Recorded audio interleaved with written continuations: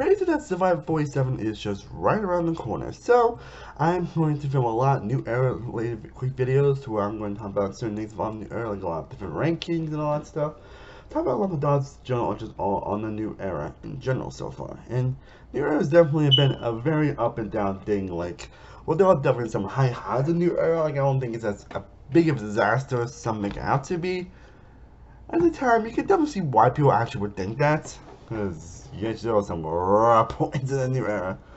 So for the first video I'll be doing, I'm going to be ranking every single season of the New Era so far. Basically, give my quick thoughts on every season so far.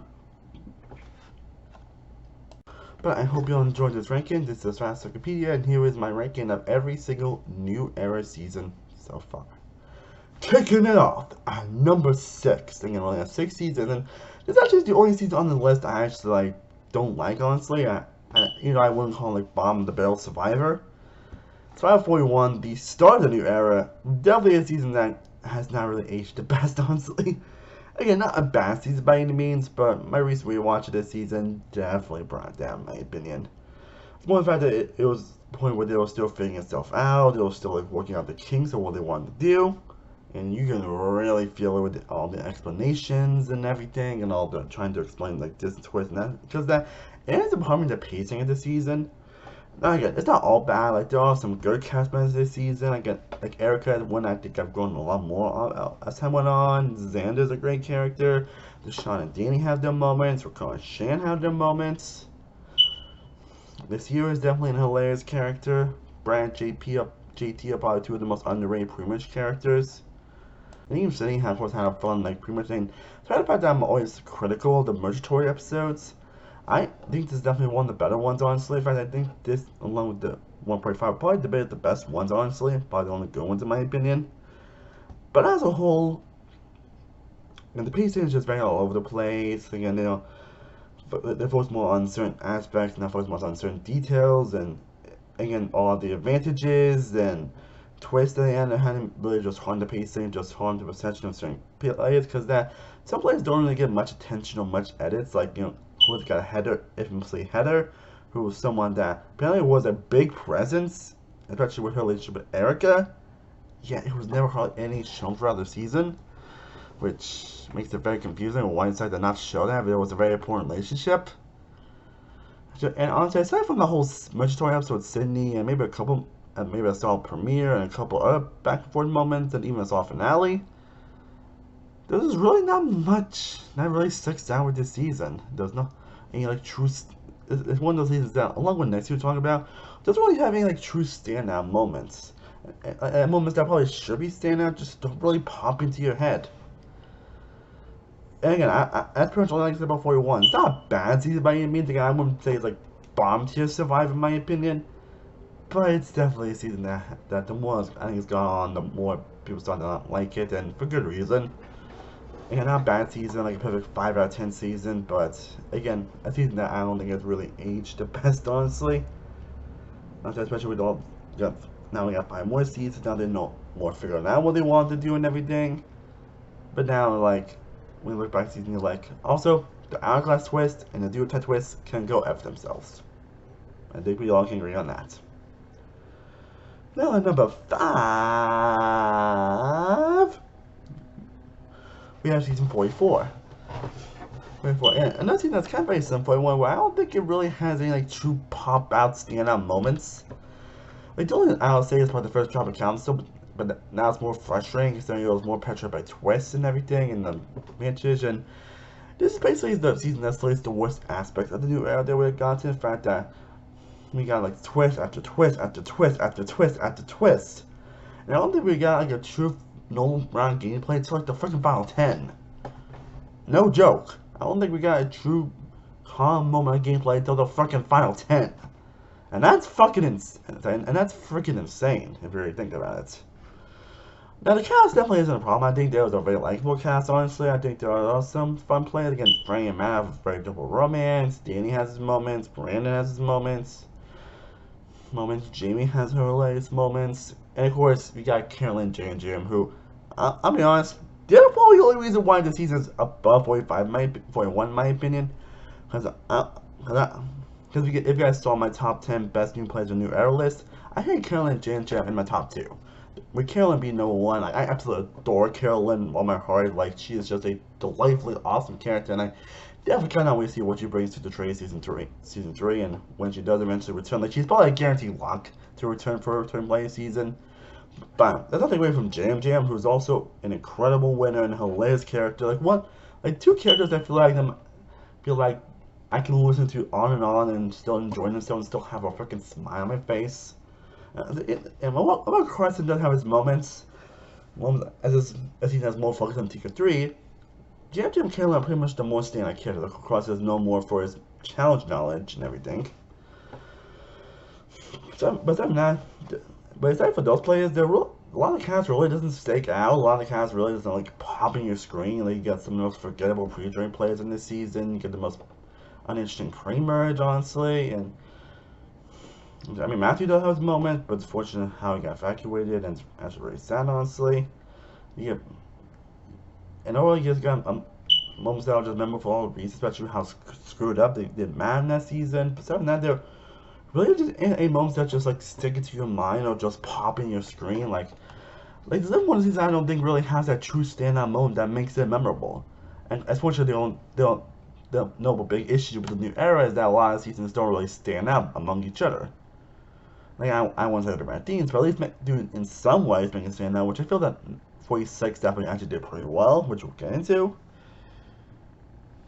But it just doesn't really stick out in mind. Again, aside from obviously Carolyn Jam Jam, even then, it still hasn't had the true distinct standout moments. Again, it's not a bad season. I'll say I still mildly enjoyed the season, honestly, but the lack of standoutiness, honestly, in fact, it doesn't really have like a true great job council or true great vote off, really does make the season not stick out. Again, not a bad season. Again, I'll say it's a decent at best, but again, that's mostly because of Carolyn Jam Jam. And now we get to number 4, and unfortunately we actually get into the most recent season on this list, and that is Survivor 46. And I say unfortunately because, yeah, this is the definition of a season that has some high highs, but some painful low lows. Like, of course you got the premiere episode, which I think is probably the best premiere episode out of the new era. Like I think I put that premiere in my top 10 best new era episodes, which you guys should check out if you haven't already. And holding on to Jelinsky, I think is just incredible TV. How he pretty much has probably the biggest flame out in the show's history. Like, he wanted to become a legend. He definitely did. And this season also has probably my favorite episode of the new era, with the hide and seek episode with Q, who I think is a top tier character. Like, that episode was great, and everything after that has honestly been pretty great. I mean, the finale is a bit underwhelming, but other than that, I pretty much enjoy everything from that final 10 onward. Like, that is an incredible new era best Survivor we have seen so far. And again, because of that, it actually makes the season feel a little more, probably the most standout season of the new era, honestly. It makes the season feel stand out a little more aside from being just a numbered season. And you do get some other great cast members, like I think Ben and Charlie are fantastic characters, or Charlie being a bit underrated character. Casey being a very deserving winner in my opinion. Liz definitely stand out more. I mean, her meltdown so old school Survivor is amazing. Like, I don't never die and say I miss old school Survivor until I watch those episodes and those moments. Marie has her moments. Cute, awesome great character. Tiffany has her moments. Venus has her moments. Hunter has his moments. Kevin definitely has his moments. Even Sarah and Tim have their moments. And even Jim has a great moment as well. And again, Zelensky could play him out. Unfortunately, there's a few elements that unfortunately do bring this season down to number 4, because theoretically, those high highs are, again, correct. Like I said, I think it has the best premiere of the new era so far. I think it has the best episode of the new era so far. The problem is the fact that it probably has the worst pre-merge in the show's history, where episode 2, 3, and 4, oh my god, I don't think I've ever been so in Survivor in my life. Like episode 2, like, it just dragged. Like, except for that little fun bit with Charlie and Ben involving Taylor Swift versus Metallica, which is something you never thought you would see on Survivor. The episode was just painfully boring, and of course you got the whole Bonnie saga, which I have nothing against Bonnie. Like, I'm probably not like a hater on Bonnie. I'm not like a huge Bonnie hater or anything. But even I can admit that portion really drags it out, especially how many confessionals the guy gets. Like, Jesus! Even I have my limits. And it makes the season drag and drag. And well, it does then pick a bit episode 5 with the whole gem blind side being the first of 5 instances where someone gets thrown out with owls in their pockets. Which is another note that makes the season stand out a little bit. It's better for worse, depending on who I talk to. But that has probably the worst mandatory episode, and probably the worst double trauma episode that we have gotten so far. And switch those elements is what makes these down to why I think there's definitely a lot. Again, high highs with 46, honestly. Like, there are some generally fantastic moments in the season. Like, some of the best of all time in recent cyber history. It's really those elements with the pre-merge and the pre-merge episode and the split tribal and the pacing in general that just really makes the season drag, honestly. So why I say it's probably still a solid to good season, those elements was put this season at number 4 in my opinion. And it really pains me after that. But anyways. At number 3, we now have Survivor 42. 42. And best part of Survivor 42 is that it's basically a more improved version of 41. It's basically like a season that doesn't really have to explain certain elements because I think the pacing is a lot more manageable. And you do get a pretty solid cast throughout, honestly. Again, I think Marianne's one of my favorite winners, one of the best characters in recent memory. My cast's moments, Romeo had a fun downfall of someone who was in control in the pre-merge, but then pretty much sinks in the merge itself, which is pretty hilarious. As much as Jonathan, I think he's an unlikable asshole, even he has his moments, even Lindsay has their moments, Omar, with his blind side is fantastic, even Dre and Hai have their moments, Tori has their moments, Janelle, like, you get some great moments. You also get an incredible Trauma Council with episode 3, which I think is an insane round of events. Because like I said, it's pretty much just a more improved version, though it does have some issues with the pacing, and still bring back Do or Die, and the Youngblood's twist, which really does bring it down a little bit, and you get some pretty and you do kind of lackluster pre-merge, not the worst like 46 or even 41 or 44, but it definitely is not the most interesting. Like, there's also been issues in new eras. The pre-merge is not really like the heights of the season, unfortunately. Don't aside from exceptions, obviously. But aside from the Daniel burnout, none of the episodes really stick out, especially the characters themselves, aside from Jenny and Daniel, and also Zach. But the episodes themselves, aside from the episode 3 and 5, which is not the most interesting in the world. And the pacing does kind of drag a little bit in the merge, honestly, most of the final 8 and final 7 rounds. But, again, it's still too nice to really enjoy. It still has some great moments, some great character moves. Again, the final 3 blindside is still fantastic TV. Again, one of the best final travel performances ever. Again, still loving the unexpected win aspects, which I definitely enjoyed. So overall, I thought it was a good season. Again, those new era in these elements do bring it down a little bit, but I still think 42 is a good season. Now at number 2, we now have Survivor next season, Survivor 43. Again, pretty much a more improved version, just that they decided to get rid of the terrible twist, honestly. I'm not a lot of terrible twists that happened. The ones that they had introduced actually are just more fun medieval twists, like, episode where basically Curry tried to get beats for everybody so he won't lose his vote, which I think was actually pretty hilarious. But yeah, you get some pretty charming and hilarious moments and some fun character moments. I'm always like a character-focused guy when it comes to Survivor, and you get a lot of that stuff in this season. And again, you get a pretty solid cast as well, some really fun rivalries, some really fun back and forth. I mean, hell, you actually get some genuine rivalries this season, which makes it pretty interesting. I think Gable's actually a pretty interesting winner, kind of out of nowhere. Cassie Owen, a great finalist in my opinion. Jesse's probably the best player of the new era that we've gotten so far. Cody was a great character. Carla also had fun downfall as well. Someone who was controlling the pre-merge but ended up sinking. And Sammy, Noel, James, Ryan, Dwight, Janine, Elle. Like, this is probably the Bailey with next season talk about as the best new cast that we have gotten in the new era. Because I don't know, because I say maybe aside from Justine? Maybe that her, like, I don't think it's a really true dud on a lot of these players, honestly. And of course, we got Lindsay's like epic paranoia downfall, which is pretty hilarious as well. And again, there's moments that do drag a little bit. Again, the pre-merge is the most interesting in the world. That's always been an issue in the new eras. The pre-merge is never the most interesting, which is pretty unfortunate. That's because of the first try format. And again, the merchandise is not a great either, honestly. But It does have great high highs, which of course the Jesse and Cody episode being an incredibly standout moment. But that's pretty much about 43. It's a good to great season, honestly. One I definitely still enjoyed on rewatch. And now we get to my number one, the number one best new era so far, and that is Survivor 45. Which, to be honest, really shouldn't come as a surprise, honestly. And I think for a lot of people, this is the best season in the new era so far.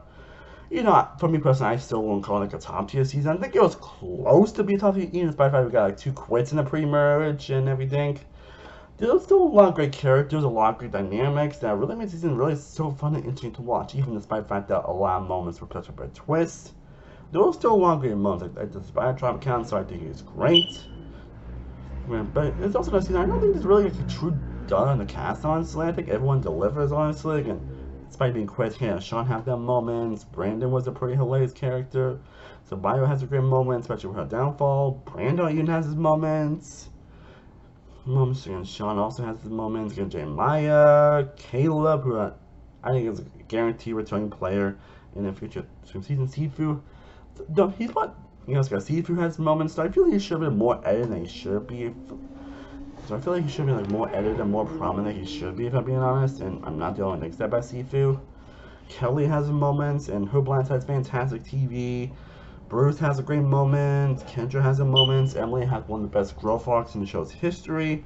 Drew, Julie, Katura, Jake, who's sometimes more of a Charlie Brown than Owen is from 543, where nothing just goes right for him throughout the entire season. You still really care about him. You still really root for him. Even some stuff is kind of don't fall, but you still root for the guy. You still find him pretty charming. Again, Austin has great moments as well. And you also got to remember Wonderway D, who someone actually is a one memorable character that I actually remembered, honestly. But you also got some alternative camp councils, again with the Kelly Blindside, with the Kelly Blindside being a great one, the Emily Blindside, the 2-1-1-1 plurality vote in the final 5, which is fucking insane. Like, that vote itself is what makes that finale the best finale in the show's history, and the best finale in the new era so far. I almost said show's history. And you got another great Mergatory episode where, well, the Shaun of the Dark, which has been a twist that introduced to 41, actually works. Where he actually uses that, then Caleb actually becomes safe actually and needs 11 goddamn votes. Again, an insane series of events. And again, we also get try to switch this season, which is like, yes! Thank you! Thank you! Yeah, I think the only reason why the season is not like top tier episodes really because I think the couple episodes in Merger do drag, and you still get some of that new era aspects that do kind of hold it back. But also the bring back the Survivor auction after 15 seasons, and the way they decided to go about it was just questionable. Even though I don't think there was great moments in the auction that you would expect from a Survivor auction. It's like, really? You couldn't make a no more auction? Really? And of course, there's deception of lost votes, which definitely does plague the season a little bit. And that's another reason why I wouldn't consider 45 top tier time, because it does have some incredible moments and aspects and characters. But it's really those aspects that do hold it back from being top tier, but I still think it is a great season of Survivor. And that's why 45 is my personal favorite.